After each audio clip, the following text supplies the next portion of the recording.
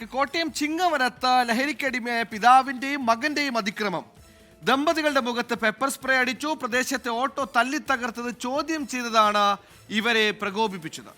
അമൽ സുരേന്ദ്രൻ തയ്യാറാക്കിയ റിപ്പോർട്ടിൽ. കോട്ടയം ചിങ്ങവനത്ത് ഇന്ന് വൈകുന്നേരം ഉണ്ടായത് ദാരുണമായ സംഭവമായിരുന്നു.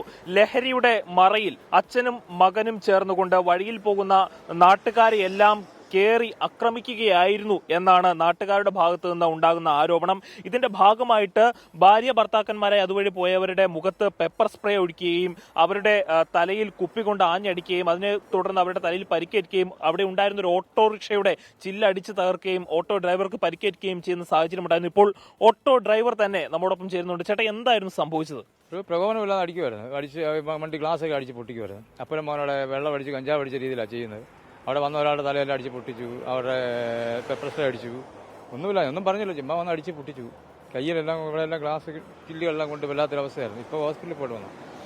ഇപ്പോൾ ഇവരെല്ലാം സ്ഥിരമായിട്ട് ഇത്തരത്തിലുള്ള ശല്യക്കാരാണോ? ഇവരും മിക്കവാറും ഈ പയ്യൻ ഇവരെല്ലാം ഭയങ്കര വിഷയക്കാരാണ്. എപ്പോഴും വെള്ളം അടിച്ച് ഈ കഞ്ചാവിൻ്റെ ഒരു സംഭവം ഉണ്ടെന്നുള്ളതാണ് പറച്ചില്.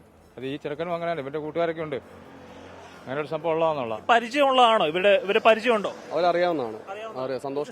സ്ഥിരം പ്രശ്നക്കാരാണ്. സന്തോഷിനെ അറിയാം, സന്തോഷിന്റെ മകനെ അറിയാവുന്നതാണ്. സന്തോഷം സ്ഥിര മദ്യപാനിയാണ്, സ്ഥിരമായിട്ട് മദ്യപിക്കുന്ന വ്യക്തിയാണ്. സന്തോഷിന്റെ മകനും അതുപോലെ തന്നെ നല്ലൊരു ഡ്രിങ്കറാണ് പുള്ളി. ഇപ്പോൾ ഏതായാലും പോലീസ് ഈ സന്തോഷിനെയും സന്തോഷിന്റെ മകനെയും, അതായത് ഈ പ്രശ്നങ്ങളെല്ലാം ഉണ്ടാക്കിയവരുടെ അല്ലെങ്കിൽ മദ്യപിച്ച് എന്ന് പറയുന്ന, ഇപ്പോൾ അവരെല്ലാം മദ്യപിച്ചിട്ടുണ്ട് എന്ന് വ്യക്തമാണ്. എന്തായാലും അത്തരത്തിലുള്ള വൈദ്യപരിശോധനയുമായി മുന്നോട്ട് പോവുകയാണ് പോലീസ്. ഏതായാലും ആ പരിശോധനയ്ക്ക് ശേഷം മാത്രമേ ഇവരുടെ അറസ്റ്റ് രേഖപ്പെടുന്ന സാഹചര്യം ഉണ്ടാവുകയുള്ളൂ.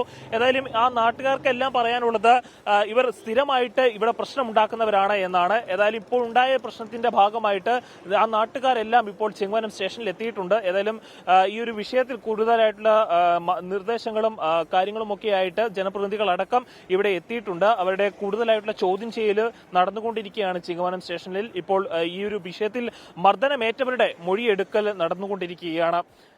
ചിങ്ങവനത്ത് നിന്നും അമൽ സുരേന്ദ്രൻ, 24. എന്തായാലും നല്ല ബെസ്റ്റ് അച്ഛനും മകനും.